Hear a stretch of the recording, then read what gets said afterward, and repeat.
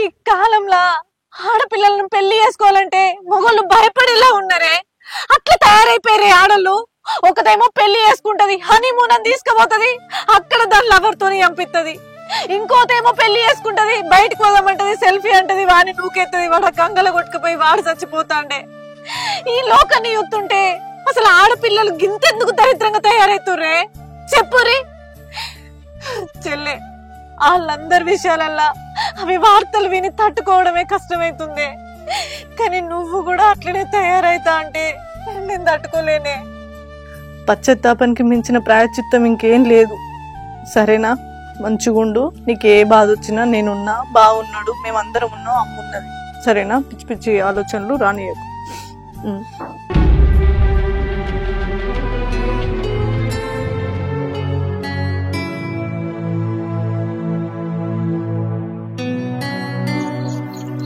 కవిత, నిన్న మా ఆడబిడ్డ అంజలి గురించి నిజం తెలిసినప్పటి నుంచి నాకు నీ మీద కూడా డౌట్ వస్తుండే.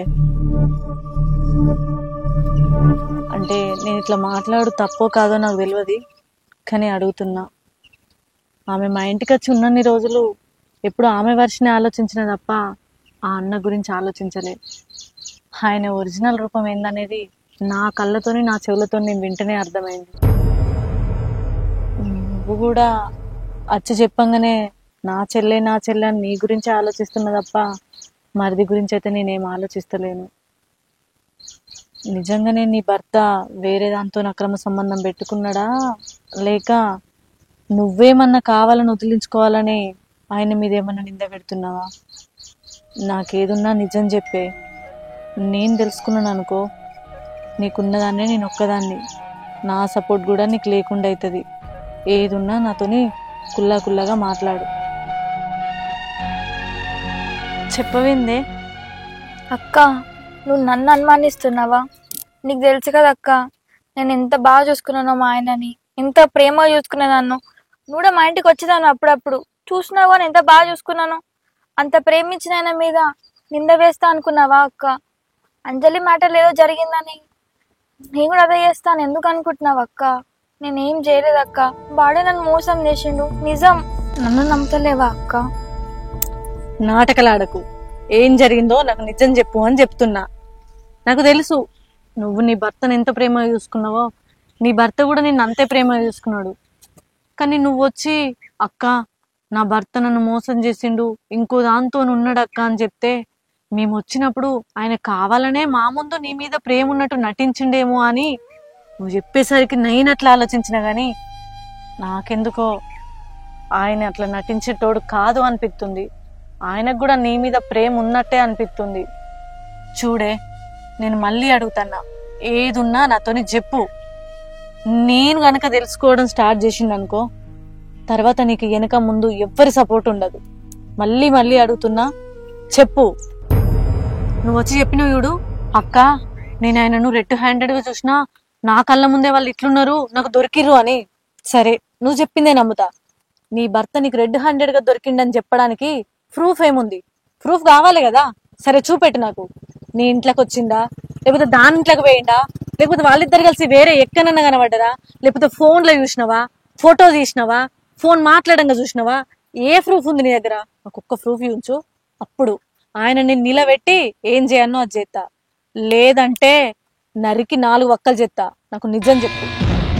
అక్క, ప్రూఫే కదా నా దగ్గర ఉంది అక్క, కానీ ఫోన్లో ఉంది. ఫోన్లో కూడా కాదు, మా ఆయన చూసారేమని చెప్పి డిలీట్ చేసిన అక్క. వాళ్ళిద్దరు ఉన్నాక ఒక ఆమె చూసిందంట, ఆమె దగ్గర ఉంది. కానీ ఆమె చెప్తుందో చెప్పదో అక్క. 2 రోజులు టైం ఇవ్వక్క, లేదంటే ఆమెనే తీసుకో. ఆపు. నువ్వు నీ బొంకుడు ఎందుకు బొంకుతున్నవే? నువ్వు ఒక్క అబద్ధం చెప్తే ఆ అబద్ధాన్ని కవర్ చేయడానికి 100 అబద్ధాలు చెప్పాలనే. నువ్వు నోరు అబద్ధం చెప్పినా నీ కళ్ళు నిజమే చెప్తున్నాయి. ఇదంతా అబద్ధం చెప్పడానికి కారణం అవినాష్ గాడేనా? అక్క, అవినాష్ గాడే కదా? చెప్పే, ఆ అవినాష్ గాడేనా? మాట్లాడదండి, వాడే కదా? పెళ్లికి ముందే అడిగితే వాంతో విడిపోయినా అన్నావు కదనే. నువ్వు అట్లా చెప్పినాకనే కదనే సాంప్రదాయ పరంగా పిల్లగాని చూసి గుణగణాలన్నీ తెలుసుకొని నువ్వు మంచిగా బతకాలే. మన ఇద్దరం ఆడపిల్లలమే కదా అని అమ్మ అన్ని డబ్బులు కట్నం పోసి నీకు పెళ్లి చేసింది. ఇప్పటికే ఇట్లా ఎత్తున్నావు, ఆడి కోసం వీడిని ఏం చేద్దాం అనుకుంటున్నావే? హొసే, ఏమైపోతుంది నీ బతుకు? ఎందుకు ఇట్లా తయారైతులే? ఈ కాలంలో ఆడపిల్లలను పెళ్లి చేసుకోవాలంటే మొగోళ్ళు భయపడేలా ఉన్నారే. అట్లా తయారైపోయారే ఆడోళ్ళు. ఒకటేమో పెళ్లి చేసుకుంటది, హనీమూన్ అని తీసుకుపోతది, అక్కడ దాని లవర్ తోని చంపిత్తది. ఇంకోతేమో పెళ్లి చేసుకుంటది, బయటకు పోదామంటది, సెల్ఫీ అంటది, వాడిని నూకెత్తది, వాడు కంగల కొట్టుకుపోయి వాడు చచ్చిపోతాండే. ఈ లోకాన్ని చూస్తుంటే అసలు ఆడపిల్లలు గింతెందుకు దరిద్రంగా తయారైతుర్రే చెప్పురి. చెల్లె, వాళ్ళందరి విషయాలల్లా అవి వార్తలు విని తట్టుకోవడమే కష్టమైతుంది.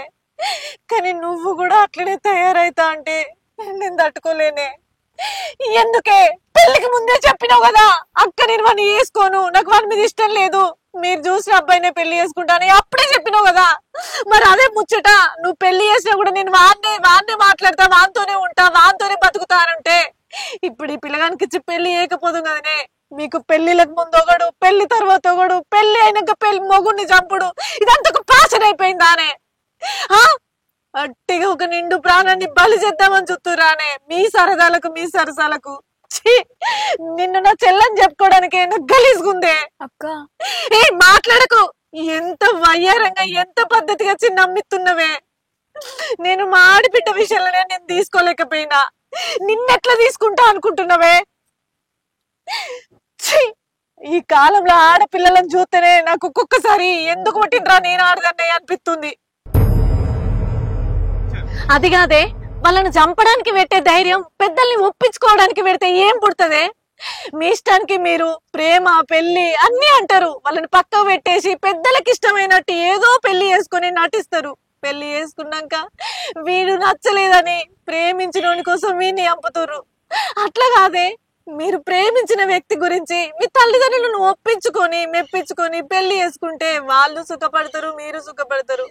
వాళ్ళ బాధకు పెళ్లి చేసుకొని ఇట్లా చంపితే 20 ఏళ్ళు కానీ పెంచిన ఆ తల్లిదండ్రులు కొడుకు చచ్చిపోయిందంటే వాళ్ళ బాధ ఎవరైతారే చెప్పు.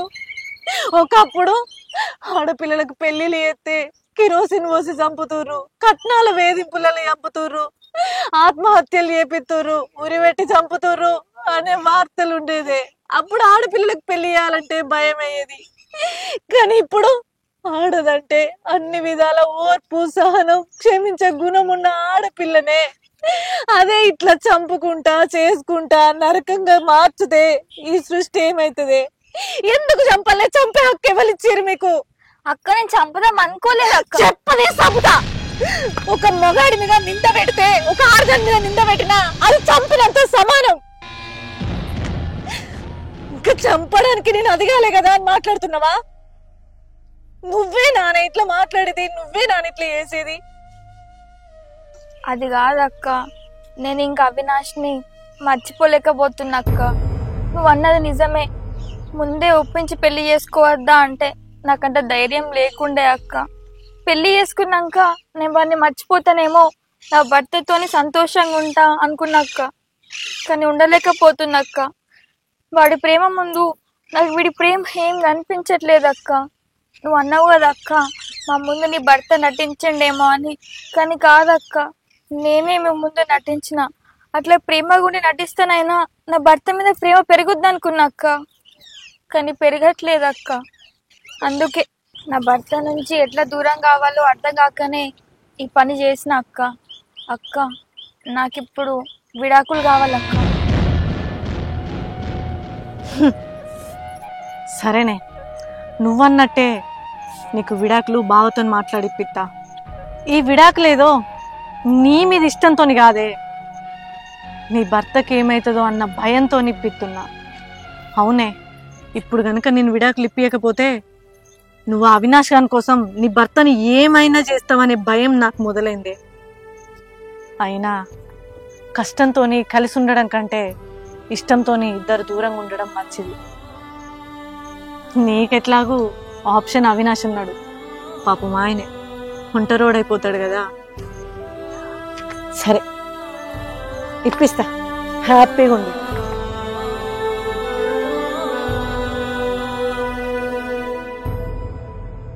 ఏమైందే? ఏమో దెబ్బ పెట్టుకుని షేన్ కాడికి వచ్చినావు? ఏం లేదయ్యా, నీతో ఒక ముచ్చట మాట్లాడాలి. ఈ ముచ్చట ఇంటికాడ మాట్లాడేది కాదు. అత్తమ్మ మీ చెల్లె ముందు మాట్లాడితే నా పరువు ఇజ్జతి మొత్తం పోయేటట్టుంది. అందుకే నేను చేను కాడ ఒక్కని ఉన్నావు కదా అని చెప్పి తొందర ఇక్కడికి వచ్చిందయ్యా. ఏందో చెప్పు. నువ్వు ఎప్పటి నుంచో చెల్లెను అత్తగారింటికి పంపించాలని నాతో మాట్లాడినావు కదయ్యా. నేను కూడా అందుకే దాంతో కూర్చుండబెట్టి మాట్లాడి పంపిద్దామని ఇవాళ మాట్లాడినయ్యా. నేను ఇలా మాట్లాడే ముందు మీ చెల్లెకి జరిగిన విషయం నాకెందుకో మా చెల్లె జీవితంలో కూడా ఇట్లనే జరిగి ఉంటుందా, మరి ఇది నిజంగానే మోసపోయిందా, లేకపోతే ఇదేమన్నా నిందేసిందా అని ఒక చిన్న అనుమానంతో దాన్ని ఉన్న ముచ్చట మొత్తం అడిగినయ్యా. అప్పుడు తెలిసింది నాకు మా చెల్లె ఇది కావాలని చేసిందే అని. అవునయ్యా, మా చెల్లె పెళ్ళికి ముందు అవినాష్ అనే ఒక వ్యక్తిని లవ్ చేసింది. అది లవ్ చేసిన విషయం మా అమ్మ వాళ్ళకి చెప్పి ఒప్పించి పెళ్లి చేసుకుంటే అయిపోయేది ఉండే. వీళ్ళు ఒప్పుకోరేమో అన్న భయంతో మాకే విషయం తెలియకుండా పెళ్ళికి ఒప్పుకున్నది. నేను అడిగినా కూడా నీకేదన్నా ఉంటే చెప్పే అంటే అదేం లేదక్క, నాకు పెళ్ళి ఇష్టమే అని మాట్లాడింది. ఇప్పుడు పెళ్ళైన తర్వాత మళ్ళా ప్రేమించడంతో మాట్లాడుతుందట. ఇప్పుడు వీడాట వాని ప్రేమ లెక్క వీని దగ్గర ప్రేమ దొరుకుతలేదట. నాకు వానితో విడాకులు కావాలంటుందయ్యా. అది అట్లా అనేసరికి ఇక నాకేం మాట్లాడనో అర్థమైతలేదు. ఈ ముచ్చట నీకు తప్ప నేను ఎవరితో చెప్పుకోలేను. ఎట్లనన్నా చేసి దానికి విడాకులు కావాలయ్యా. ఇదేదో నేను నా చెల్లె కోసం నేను మాట్లాడతలేను. దీనివల్ల దీన్ని పెళ్లి చేసుకున్నోని బతుకు ఆగమవుతుంది. ఇష్టం లేకుండా ఇది ఆయన నీ ఎన్ని రోజులు కూడా దగ్గర తీసుకోలేదు. అట్లా అని చెప్పి మా ఆయన ఎందుకు బాధపడుకుంటుండాలి. దీనికి ఆప్షన్లా ఇంకోడు ఉన్నాడు, కానీ ఆయన ఉంటారోడు. దీంతో ఇట్లా బాధలు పడుకుంటూ సంసారం చేసే కంటే దూరంగా ఉన్నదే నయమయ్యా. తర్వాత నేను ఆయన మంచి అమ్మాయిని పెళ్లి చేసుకుని హ్యాపీగా ఉంటాడు కదా. విడాకులా? మరి విడాకులు అంటే డైరెక్ట్ అడగచ్చు కదానే, మరి ఆయన నింద ఎందుకు చేసినట్టు? అయితే అది మనతో డైరెక్ట్గా చెప్పే ధైర్యం లేక ఆయన ఏదో తప్పు చేసిండు అని నేను పోయి మా అక్క వాళ్ళతో చెప్తే ఇక గసంటోనికి నువ్వోడు ఎందుకు అని చెప్పి దాని చేతులకు మట్టంటకుండా మనమే విడాకులు ఇప్పిస్తామని ఆ ఆలోచనతో నచ్చి చెప్పిందయ్యా.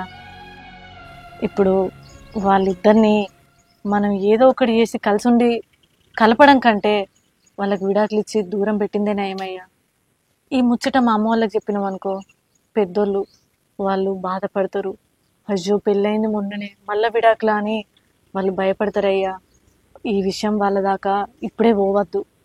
ఇక ఏదైనా బావవు నువ్వు దగ్గరుండి చూసుకుంటేనే దాని బతుకు మంచిగా ఉంటుంది, ఆ పిల్లగాని బతుకు మంచిగా ఉంటుంది అయ్యా.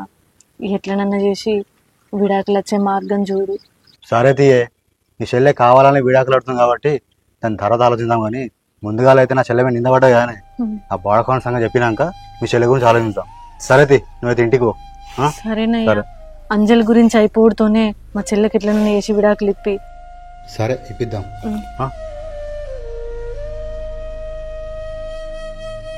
మెల్లగా వర్షం పడుతుంది.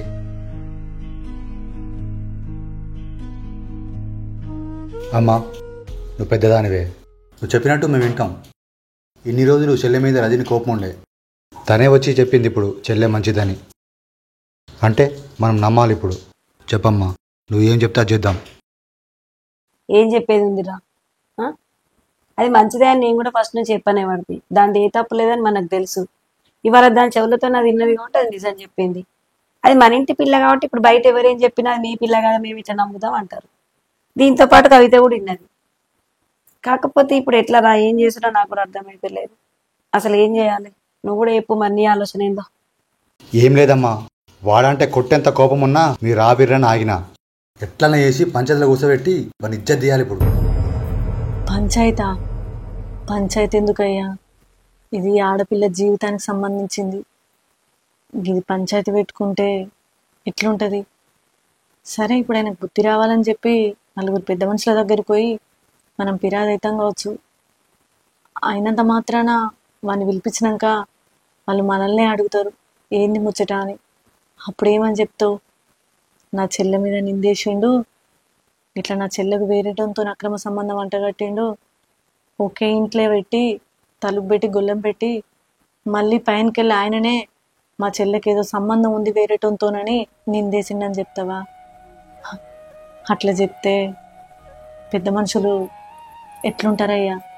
పంచాయతీ అయిపోయేంత వరకు మీ చెల్లె దోషిగానే చూస్తారు.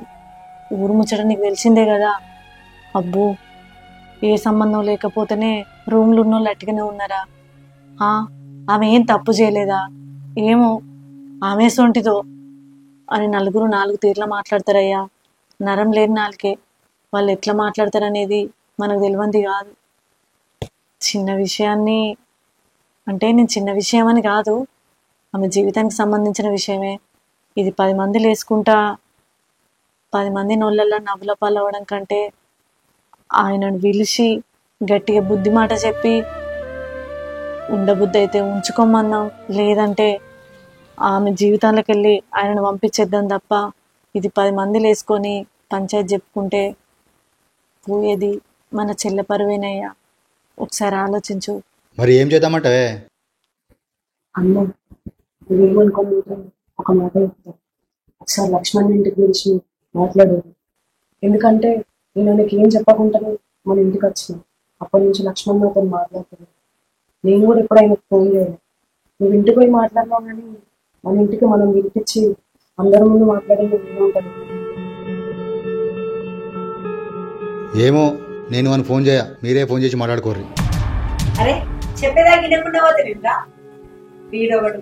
ఎంతసేపు వీని కోపం వీని ఆవేశం వీనికి కొట్టాలి తిట్టాలని అంతే తప్ప వేరే చెప్పేది విననే వినాడు. సరేనే, ఒకసారి అల్లుడికి ఫోన్ చేసి పిలిపిస్తా. నువ్వు అన్నట్టు ఒకసారి మాట్లాడి చూద్దాం. అప్పుడు ఆయన ఏమంటాడు విని అప్పుడు ఆలోచిద్దాం. మనం అయితే మాట్లాడతాం. ఏమంటాడు?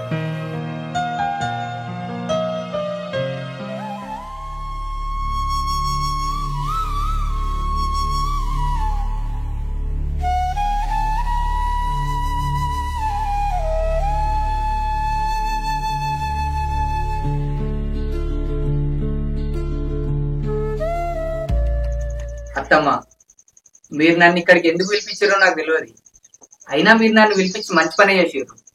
మీ బిడ్డ విషయంలో ఏదో ఒక క్లారిటీ మీకు ఇవ్వాలి కదా. మీరు నన్ను ఇక్కడికి ఒక్కని పిలిపించి అడిగినా 10 మందిలో కూర్చుండబెట్టి అడిగినా నేను చెప్పేది ఒకటే, మీ బిడ్డ తప్పు చేసింది, అందుకే ముఖం చెల్లక ఇక్కడికి వచ్చింది. నా దిక్కైతే అసలు తప్పే లేదు. మీరు ఎంత మంది ముందడికి పిలిపించి అడిగినా నేను ఇదే చెప్తా, మీ బిడ్డ తప్పు చేసిందని. ఇంకోటి అయితే అది చేసిన పనికి నరికి పోగులు పెట్టేటోడు.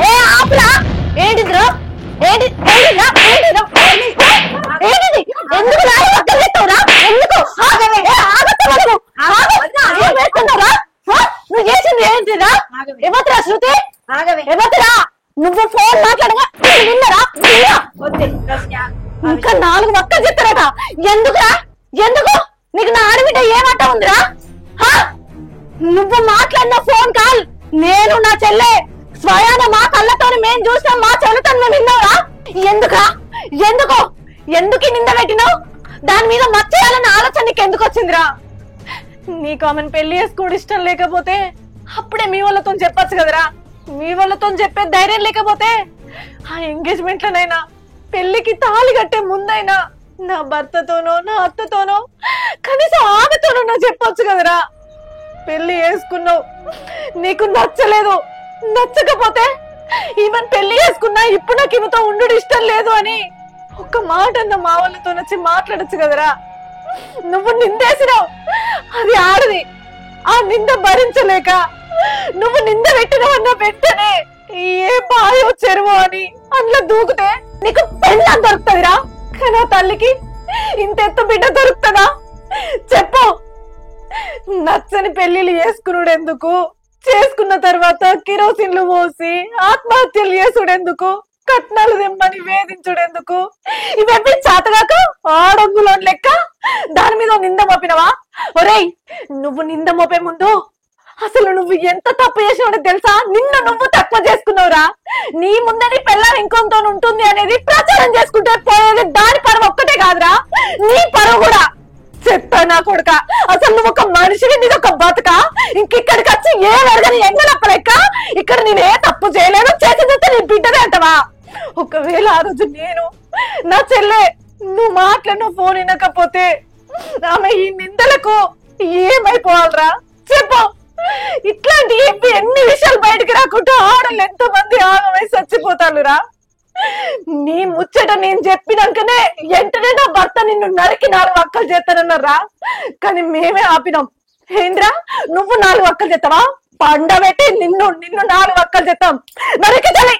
ఇంకా సిగ్గు లేకుండా వచ్చి నేను తప్పు చేయలే అత్తమ్మా అని మాట్లాడుతున్నావా? నీ బతుకు చేయడా ఇక్కడ చేయడా? వదిలే, ఒక్క నిమిషం వదిలే, నా భర్తతో నేను మాట్లాడతా. లక్ష్మణ్ చెప్పు లక్ష్మణ్, ఎందుకు ఇట్లా చేసినావు? శృతి ఎవరు? శృతి అంటే నీకు ఇష్టమని పెళ్లికి ముందు ఒక్కసారి చెప్పినా అయిపో కదా. నేను ఈ పెళ్లికి ఒప్పుకునేదాన్ని కాదు. కనీసం పెళ్ళైన తర్వాత ఒక్కరోజు అన్నా నువ్వంటే నాకు ఇష్టం లేదు, నీతో జీవితం కలిసి ఉండడం నాకు ఇష్టం లేదు, నేను శృతితోనే ఉంటా అంటే నేను నా ఇంటికి వచ్చేదాన్ని కదా. నా మీద నీకు ఇంత పెద్ద నింద ఎట్లా బుద్ధి అయింది లక్ష్మణ్? ఒక్క మాట నాకు చెప్తే నీ కాళ్ళ మీద పడి ఉండేదాన్ని కావచ్చు, నా ప్రేమతో నిన్ను మార్చుకునేదాన్ని కావచ్చు. అంతేగాని నువ్వు ఈ నిందలేసుడు ఎంతవరకు కరెక్ట్ లక్ష్మణ్? ఇదే నింద నీ అమ్మ మిన్నో, నీ అక్క మిన్నో, నీ చెల్ల మిన్నో పడితే నువ్వు తట్టుకుంటావా చెప్పు? నువ్వు ఆగమ్మా. నువ్వు ఎంత మంచిగా మాట్లాడినా ఆడు మారి నిన్ను దగ్గర తీసుకోడు. ఒకవేళ నిజంగా ఆయనకు నీ మీద ప్రేమ ఉంటే కనీసం ఇంటికి వచ్చన్నా ఆమె నాకు వద్దు అని చెప్పేటోడు. ప్రేమ కాదు, వాడికి నీ జీవితం నాశనం అవ్వాలనే ఈ నింద పెట్టిండు. ఇంకా అంత మాట్లాడుతూ రాను. నువ్వు ఆగు. అసలు ఆయన ఎందుకు ఈ పని చేసిండు ఒకసారి అడుగుదాం కదా. అల్లుడు నువ్వు కూర్చో. అసలు ఎందుకు ఇట్లా చేసినావు? నీ బాధ ఏంది? నీకు నిజంగానే అంజలి అంటే ఇష్టం లేకపోతే నాకు చెప్పాల్సింది, లేకుంటే నా కొడుకు చెప్పాల్సింది. అంతేగాని నీ ఇష్టానికి దాని మీద నిందేస్తావా? అదేం తప్పు చేసింది అసలు నాకు తెలియక అడుగుతా. నిన్ను మంచిగా చూసుకోలేదా? నీకు వండి పెట్టలేదా? మీ ఇంట్లో మంచిగా చూసుకోలేదా? ఏ మర్యాద ఇవ్వలేదా? అది భార్యగా చేయాల్సిన పనులు ఏం చేయలేదా? నువ్వు అట్లా చేసుడు తప్పు కాదా? ఒక్కసారి ఆలోచించినావా? ఒక ఆడపిల్ల మీద నిందేశం ముందు తన జీవితం ఏమైపోతుంది, తన వెనుకున్న కుటుంబం ఏమైతుందని ఆలోచన లేదా నీకు? ఆడపిల్ల జీవితాన్ని నాశనం చేసేటప్పుడు ఆలోచించాలి, వెనకాల కుటుంబం కూడా బాధ్యత వహిస్తుంది అని. ఆ మొక్కతే కాదు నరకం అనుభవించే, దాంతో పాటు ఇంట్లో ఉన్న మేము కూడా సఫర్ అవుతాం. ఆ విషయం తెలియదా నీకు? అట్లా నేను చేయడం. ఇప్పుడు నీ చెల్లె మీద పడితే నువ్వేం చేస్తావయ్యా? నువ్వెంత బాధపడతావు? ఆ బాధ నువ్వు ఎప్పుడన్నా పడ్డావా? నీకు తెలుసా? అది తప్పు కాదా నువ్వు చేయడం? ఒకవేళ నా బిడ్డ నాకు చెప్పకుండా అదేమన్నా వేసుకొని చచ్చిపోతే మేము ఎంత నరకం అనుభవిస్తాం. నాకు నా బిడ్డ తిరిగి వస్తుందా? నీకేందయ్యా 10 రోజులు బా అంటే అది ఉన్నదో లేదో మర్చిపోయి నువ్వు ఇంకో పెళ్లి చేసుకుంటావు, సుఖంగానే ఉంటావు. తర్వాత ఎవరికి బాధ? నా బిడ్డను కోల్పోయి నేను నరకం అనిపించాలి, వీడు అనుభవించాలి చెల్లెపోయిందని. ఇట్లా నేను చేయడం. చూడండి, మీకు ఇష్టం లేకపోతే ఫస్ట్ చెప్పుండ్రి నాకు ఇష్టం లేదు అని. ఏదో పెద్దల బలవంతంగా పెళ్లి చేసుకొని తర్వాత పోయి ఇంకో దాంతో సంసారం పెట్టి దీన్ని బతుకు నాశనం చేసుడు, దాన్ని బతుకు నాశనం చేసుడు. ఇట్లాంటి కథలు పడకుండ్రి అయ్యా, కథలు పడకుండ్రి దయచేసి.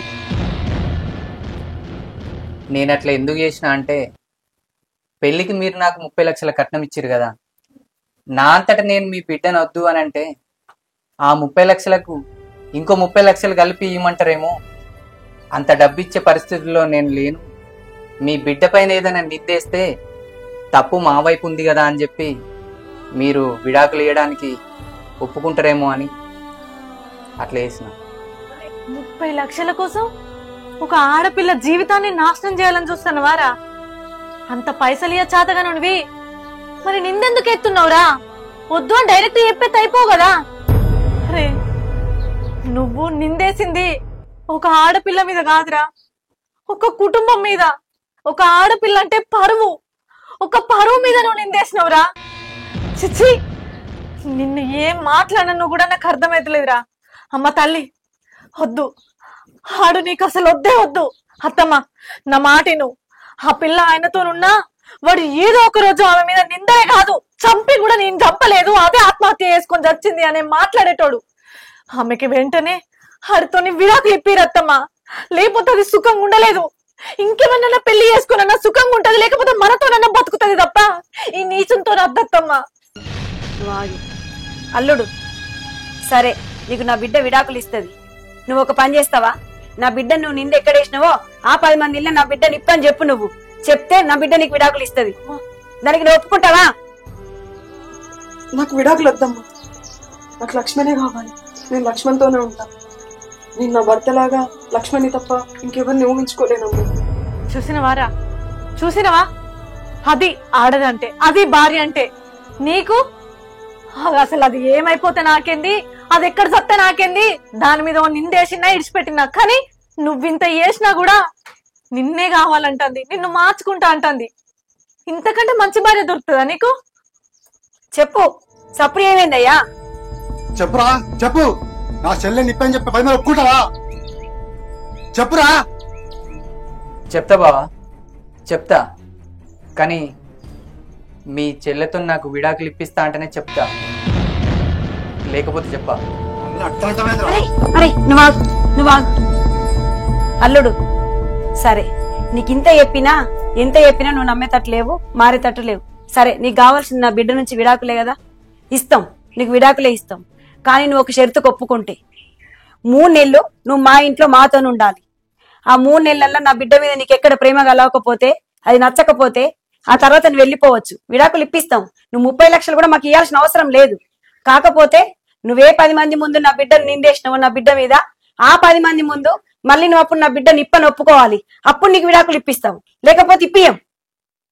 ఆలోచించుకొని చెప్పు అల్లుడు.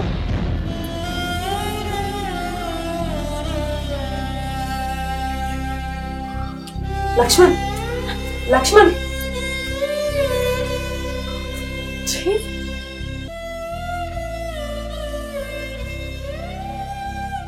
దానికి విడాకులు ఇచ్చిన వాళ్ళే కావాలయ్యా, లేకపోతే అది సంతోషంగా ఉంటుంది, ఆ పిల్లగాని సంతోషంగా ఉంటుంది.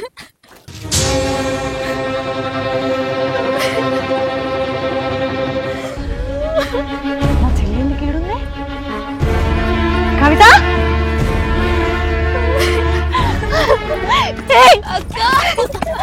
ఏంటా ఈ పిచ్చి పని? ఎందుకు ఇట్లా చెప్తున్నావే? నీకు చచ్చిపోయే కర్మేం పట్టింది? నువ్వు అన్నట్టే నీకు విడాకులు ఇప్పించి నువ్వు నచ్చినంతోనే ఉండు అని చెప్పినా కదనే. ఇప్పుడే బావతో నా ముచ్చట మాట్లాడుతున్నా, నువ్వు ఇక్కడికి వచ్చి గీ పని చేసి చూడండి. ఎందుకు ఇట్లా చేస్తున్నావే? అక్క, అవినాష్ నన్ను మోసం చేసి వేరే పెళ్లి చేసుకున్నాడు అక్క. అయితే ఆడు మోసం చేసి పెళ్లి చేసుకుంటే నువ్వెందుకు చచ్చిపోవడే? తప్పు చేసింది వాడి కోసం కట్టుకున్న భర్తను కూడా పక్క పెట్టి విడాకులు తీసుకుని వాని దగ్గరకు పోతా అన్నావు. నీలాంటిదాన్ని దూరం చేసుకున్నందుకు వాడు బాధపడాలి, వాడు చచ్చిపోవాలి, కానీ నువ్వెందుకే ఇట్లా చేసుడు? కాదక్క, వాడి కోసం మిమ్మల్ని మోసం చేసినందుకు నాకు జరగాల్సిందే జరిగింది అక్క.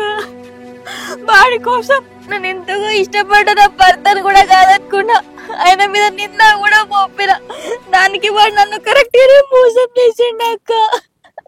ఇప్పుడు నా భర్త మగపిని ఎట్లా చూడాలక్క? ఆయన నన్ను ఎంతో బాగా చూసుకున్నాడు, కానీ ఏ రోజు నన్ను మనిషిలా కూడా చూడలేదక్క. ఇప్పుడు కాదు కవిత నువ్వు బాధపడాల్సింది, ఇప్పుడు కాదు నువ్వు సావాల్సింది, ఇప్పుడు కాదు నువ్వు మోసపోయింది, ఇప్పుడు కాదు నీ భర్త ముఖం చూడద్దనుకునేది. ఎప్పుడైతే 3 మిలిసిన భర్త ఉండగా పరాయి మామల కోసం ఆలోచించినావో అప్పుడే వచ్చినావు. ఇప్పుడు కొత్త సావాల్సింది ఏం లేదు. నేను తీసుకురాయే. నువ్వేం బాధపడకే, బావేదో కోపంలో అట్లా మాట్లాడింది. నువ్వేడో పిచ్చి పిచ్చి నిర్ణయాలు తీసుకోకు, నీకు నేనున్నా కదా.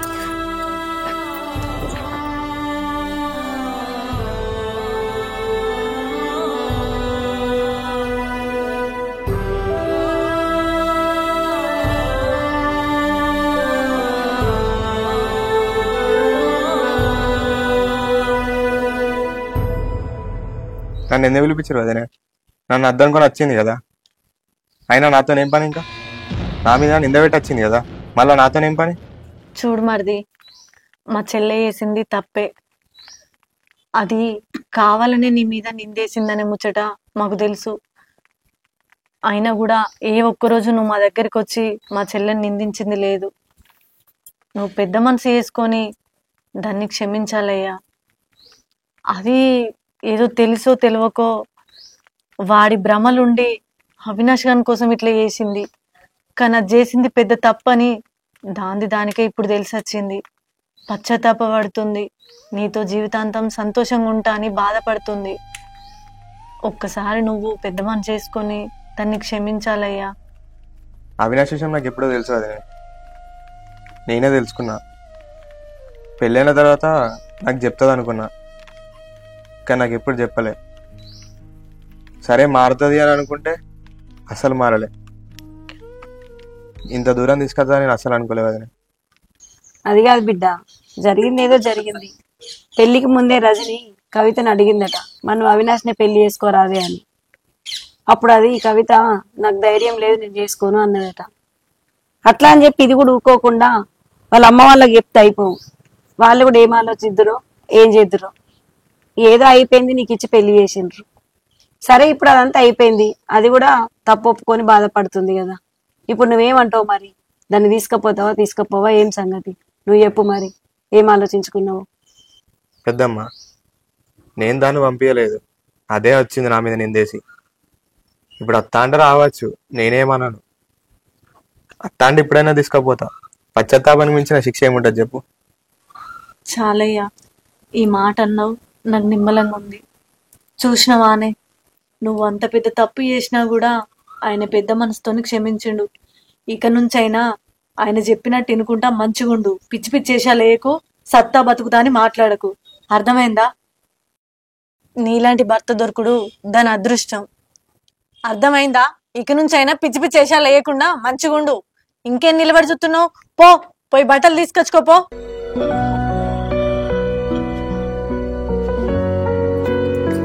ఇంట్లోకి ఏడవకు, బాధపడకు, మంచిగుండి ఇక నుంచైనా ఇట్లాంటి పిచ్చి పిచ్చి ఆలోచనలు మైండ్లోకి రానిచ్చుకోకు. సంసారం గుట్టుగా చేసుకో. ఆయన మంచోడు కాబట్టి నిన్ను మళ్ళీ అర్థం చేసుకుని దగ్గర తీసుకున్నాడు. అర్థమైందా? పశ్చాత్తాపానికి మించిన ప్రాయశ్చిత్తం ఇంకేం లేదు. సరేనా? మంచిగుండు. నీకు ఏ బాధ వచ్చినా నేనున్నా, బాగున్నాడు, మేమందరం ఉన్నాం, అమ్మున్నది. సరేనా? పిచ్చి పిచ్చి ఆలోచనలు రానియకు. పైలం తెలిసి తెలవక చేసింది, నువ్వేం మనసులో పెట్టుకోకు. సరేనా? సరే, మంచిగా ఉండు ఇక్కడ నుంచైనా.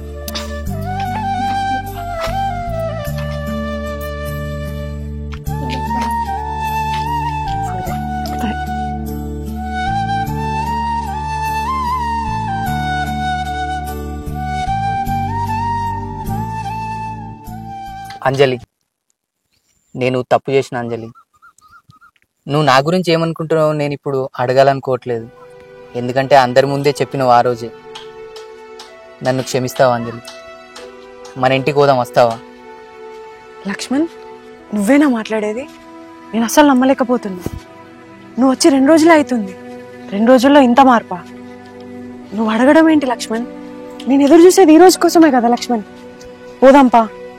పోదాం కానీ ఒకసారి మీ అమ్మ వాళ్ళతో మాట్లాడినాక పోదాం. సరే లక్ష్మణ్, పోదాంపా. సరే, ముందు నువ్వు వెళ్ళు అంజలి, నేను వస్తాను నీ వెనక. సరే లక్ష్మణ్. సరే పా. మా అమ్మకి ఎత్తే ఎంత సంబరపడుతుందో. పోదాం పా మన ఇంటికి.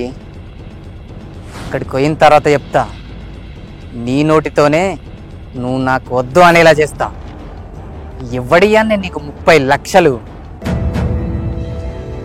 లక్ష్మణ్, అంజలి వస్తున్నా.